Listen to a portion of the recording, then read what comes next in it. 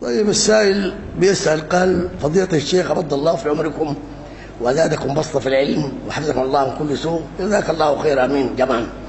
افتونا ماجورين في الآتي: الأقطاب والأوتاد والأبدال والحلول مفاهيم يدندن حول الصوفية، أرجو أن تكشف لنا عن هذه المفاهيم. يقول في سؤال ثاني: هل من أساليب المتصوفة على أهل السنة السحر؟ في سؤال ثالث بيقول: ما هي أكبر مراجع الصوفية على مر التاريخ التي يعتمدون عليها؟ بالنسبة للأقطاب طبعا دي يمكن تكون سمعتها في قصيدة البرعي وفي قصيدة السراي الجاف والنوم وعقد الراي، وحدين أقطاب وحدين أوتاد وحدين غنم وحدين إلى آخر. سمعت الكلام ده؟ دي مملكة وهمية بتاع الصوفية. انت فاهم كلامي؟ مملكة وهمية الصوفية كطواه. قالوا الكون ده محروس بناس يعني أقطاب وأوتاد ونقبة وأبدال. والأقطاب ديل قالوا في الجبل الأربعة كل واحد حارس له قبلة، فهمت؟ الشمال جنوب شرق غرب. ديل قالوا الأقطاب، قال ديل حارسين الكون. وينهم؟ يقول لك في ما بيكونوا دول قاعدين لكن انت ما بتشوفهم. ما بشوفهم كيف؟ الا يكون شيطان. بني ادم لازم اشوفه. الصوفيه عندهم الاقطاب دول ناس ما بيشافوا، بيسموهم رجال الغيب. رجال شنو؟ الغيب. يقول لك الجماعه دول قاعدين، الاقطاب دول حارسين الكون دول. المطر تجي عن طريقهم، رزق يجي عن طريقهم، بلا يدفعوهم. وينهم؟ يقول لك ده رجال الغيب، يسموا رجال الغيب. نحن عندنا في اثنين عالمين ما بيشوفوا. العالم الثالث ده اللي يكون لابد من الشرطه. عالم الملائكه عالم غيبي. نحن بنؤمن هسه في ملائكه لكن ما شايفهم، ولا ما في ملائكه. هنا الرسول صلى الله عليه وسلم قال: ما اجتمع قوم في بيت يتلوه كتاب واللي حفتهم شنو؟ في ملائكه هسه. لكن تقول لي كده وريني واحد، اوريك له اولاد. اوريك له ما ده الرسول قال كده. في جن، في شياطين قد يكونوا قاعدين. في اثنين، في واحد بالشاف والثاني ما بالشاف. الشياطين ده الاثنين شياطين الانس والجن. بتاع الجن ومع الهلق، بتاع الانس ومع الهلق. شياطين الانس جايين من العصبجيه وغيرهم وصوفيا، دول بالشافوا بس يقوم على حيله، يقوم يوري نفسه وما اظنك ان تقوم. بتاع الجن ده بالميكروسكوب ما بالشاف. الله قال: انه يراكم هو وقبيله من حيث لا ترونهم. لكن شيطان الانس مرات برضه بيتلبط، بيعمل لك بتاع كده وبتاع شال كده لابس هنا ومرسله العصبجي ولا مرسله بتلتله ولا مرسله اي واحد، وكلهم ما بيهموني.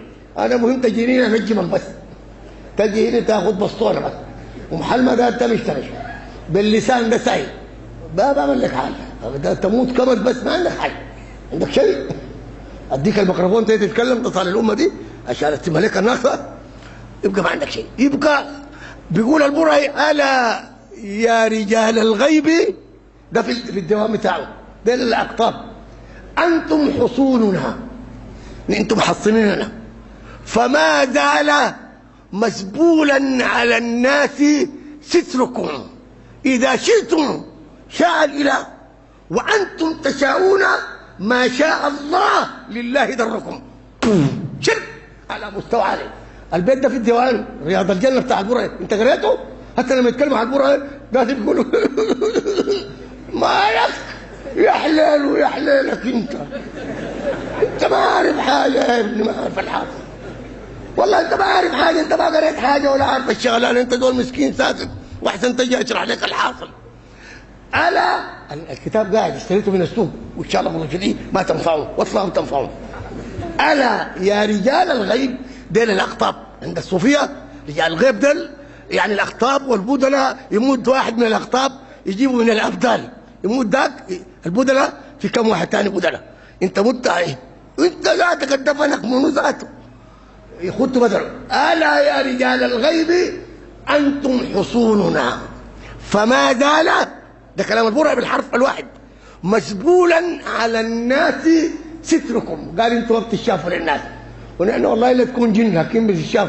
بني ادم جوقف كده بتشاف، لكن بني ادم يكون قاعد بذو بالمان الرجل الخفي ده ما بعرفه. ده دي قصه قريناها في الانجليزي في الثانويه، الرجل الخفي انجليزيه، قصه خياليه ما بيجي اسمها رجل الخفي الا عند الصوفيه. الحكايه دي فيه انه الجماعه ديل قاعدين ما بيشافوا. الا انتم حصوننا فما زال مسبولا على الناس ستركم اذا شئتم شاء الاله. قال ده بشيء زي مشيئه الله ذاته، والله زي اذا شئتم شاء الاله، يعني الله بتاع مشيئته تابع لهم، وانتم تشاءون ما شاء الله لله دركم. اللي بيشيء الله تشيء واللي انتم تشيء الله تشيء، والحكايه مخلوطه. دي القصه قصه وسخه، ويعني مملكه وهميه. فما في حاجه اسمها الاقطاب ولا الاوتاد ولا النقبه ولا الابدال. واتحداك تعال لي دليل، اتحدى يا صوفي من هنا الى اخر بقعه في الارض، من هنا الى اخر تقوم تجيب لي دليل في حاجه اسمها اقطاب وتوريني واحد منهم. هو تقول لي ما بيشافوا ده انا ما بعرف. انا تقبض لي من نضاله كده تقول لي ده القطب واشوفه القطب الشمالي ولا الجنوبي، لكن ما بعرف قطب انا ساي. انت مجرم ولا شنو؟ شغل بتاع اجرام. ولو داير اكلمك في الموضوع ده الكلام المنبر ما بيتزع. اذا ده موجز اجازات. السؤال الثاني يقول هل من اساليب الصوره على سنه السحر؟ وهي ممكن يعملوا لك حاجه، ما شغلهم كله شغل سحر، مش تاسفوك اشياء يا هو ده شغله ذاته، السحر ده حقهم ذاته. واتحداك مش له قول له في دول عامل لي يعني مشاكل، امشي للشيخ قول له عامل معايا مشاكل كمان يقول لك جيب لي اسم امه حتى انت دول صالح امه داير بقى شنو؟ كان ما مجرم. شغل بتاع السحر. مره راجله داير يعرس فيها جيب لي شعرتين اخلي لك ما يشوف غيرك. انت مالك ماله داير يعرس يا حفل، مالك ماله شعرتين ولا ثلاثه؟ وده كله سحر. لكن برضه في النهايه احنا بنعرف في السحر الله قال وما هم بضارين به من احد الا باذن الله. والله كثير ناس باروني من العطاله ديل ويشيلوا من التراب وانا ما اعرف من الحلقه هاك اللوري ده اللوري بتاع التراب. انت مستهبل طيب؟ ما فيش حاجه اذا الله ما كاتب لك، ما في حاجه، ما تلوثر. انت فاهم؟ اذا انا داير تفهم انه الناس دايره شغلهم الشغل بتاع السحر، وموجوده كتب السحر. انا ما داير اكلمك عنها، انا عارفها اساميها موجوده كتبوها الصوفيه، يعني الكتب بتاعت السحر كتبوها واساميها شنو؟ انا حافظها لك ما بقول لك لانه في النهايه العلم ده ما ينبغي ان ينشر، لكن موجوده وكتبوها صوفيه. وان شئت سميت الكتب وسميت المؤلفين عشان انت تعرف السحر، وانه دي مراجع اصل مراجع السحر. كل الكتب اللي بتتكلم عن السحر والله وانا اطالع ما يكتب على حساب الاسلام كلها كتبها صوفيه لهم يعني رايات واشتهروا. سيبك منهم هسه ما اقدر اتكلم عن الموضوع ده. انت فاهم كلامي؟ ده بالنسبه للسؤال. اما اكبر مراجع الصوفيه التاريخ، والله ده طبعا اصل الصوفيه بيعتمدوا على مراجع صحيحه وعلى مراجع باطله. المراجع الصحيحه اللي بيرجعوا لها مرات تكون القران ذاته، يعني يرجع لك للقران لكن يجيب الايه يفسرها على غير تفسيرها شنو؟ الصحيح. ما هو مرات الصوفي بيقول لك نحن عندنا دليل على انه الولي يعمل اي حاجه داير، يعمل الدار يعمل كله. عندنا دليل من القران. دليلك شنو؟ لهم ما يشاءون. هي دي ايه ولا ما ايه؟ لكن الايه دي هل معناها لهم ما يشاءون يعني داري قلبك جرز قلبك، داري قلبك انا ما قلبك؟ لهم ما يشاءون دي في الجنه، لهم ما يشاءون فيها ولدينا مزيد. دي بعد تخش الجنه اذا انا خشيت دي ما هنا. لو اصلوا لهم ما يشاءون بمفهوم الايه. وجابوا واحد في التلفزيون والله ببرنامج على البريق، برنامج وسخ جدا وبينشر هذه الاباطيل. فقال له بعض الناس بينكروا الولي وكرامات الاولياء، وجاب له واحد بفتح لك بدرقان هذا كده، قال له الاولياء ده فيهم عندهم كرامات ولهم قباع كبير ولهم ما يشاءون. ده قال لا يا مولانا لهم ما يشاءون كما قال تعالى لهم ما يشاءون. وطيب راح مبين شنو؟ اذا كان الولي لهم ما يشاءون ناس بتكه وبتروال ما تقلبني سنه تتراب انا من بريد عاجبك؟ قول انت مجننا يا اخي. نحن لنا ما يشاءون، نشاء ان تكون طعميه وعيش وكل ساكت. ما قلت لهم ما يشاءون قاعدين تسوي شنو؟ انتم بتلعبوا على الامه. لهم ما يشاءون ما تحلوا مشاكل السودان، لهم ما يشاءون ما تحلوا مشاكل العالم الاسلامي. انا واحد رسل لي بالواتساب جريده بتاعت الانتباه، ده جاب بالمناسبه الكلام اظنها قبل يومين، في واحده كتبت قالت ينبغي ان يسلم الحكم لنجل المرغني لانه ولي ويستحيل ويمكن ان يحل مشاكل السودان يا ناس الجريده قبل كم يوم رسل لي واحد، انا ما قاعد اقرا جرايد لكن مواضيع زي دي برسلها لي. فدي واحده بتتكلم الان، تخيل انه منو هي. انا الجريده ما جاتني كامله لكن جاتني العناوين البارزه في الصحيفه في الواتساب. فدي بتتكلم، ده بيتكلم على انه نجل المرغني محمد عثمان ده الطافش في مصر ده حسب العقيده بتاعته، ودي عقيده ناس كتار، انه يسلموا الحكم وبحل مشاكل السودان لانه ولي. هو ده لما كان ماسك الحكم قبل يمسكوها منه بتاع الانغاز عشان تاكل طلب بتاع فول تقف في الصف عند بتاع الفوال وتغسل الصحن براك والله صحيح، ويدوك عيشه واحده بس تقول له ما عايز، يقول لك طلبوا عيشه. عيش ما في تحل مشاكل السودان، ورغيف ما في، الشلب بياكلوه ما في. عشان كده قال سموا الثوره ثوره الانغاز ليه؟ لانه الاكل اللي بتاكله ده ما في. عنب ده الا تشوفه في التلفزيون والله صحيح عنب تشوف في التلفزيون، رغيف ما في، بقول لك فول ما في، سكر ما في، صابون ما في. ده لما كان ماسكها نزل المرغني ده ذاته. والجنوبيون كان يطلعوا منك نص النهار، والله يشيل عربيتك كده نص النهار، كانوا كده قاعدين ماسكين في نص العصر يخنقك كده والناس يتفرجوا فيه.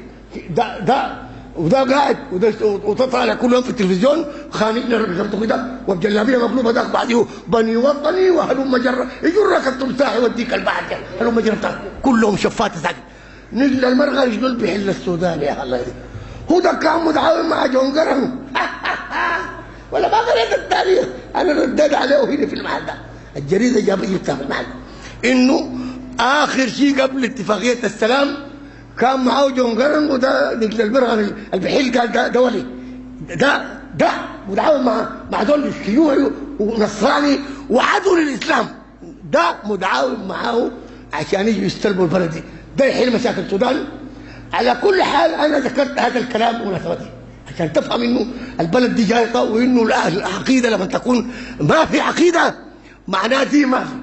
شوف عقيده ما في هاي ثاني ما تسال من دين، والله اذا كان عقيده ما في، العقيده خربانه، ثاني ما تسالني عن اي شريعه ولا تسالني عن اي دين، ما دام انت عندك عقيده فاسده انه دول بيطيروا بيرفعوا ويضروا بالدجنه و ثاني ما تسالني تقول النسوان دول حقوا يدقون عريانات، لا زولا خليهم تنفكوا ساكت. وعقيده ما في، بقول لك عقيده ما في، انت مستعمل انه العقيده اذا فسدت العقيده بعد كده ما تسال عن الدين، انت فاهم؟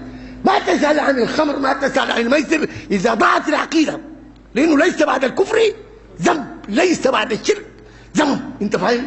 فمعناه اذا ما تسال عن شيء. اذا انا بقول لك الكلام ده بالمناسبه الجواب سؤال مرة الصوفية مرات يجيب آية قرآنية مرات يجيب حديث في البخاري، ولكن يحرف معنى شنو؟ معنى الحديث.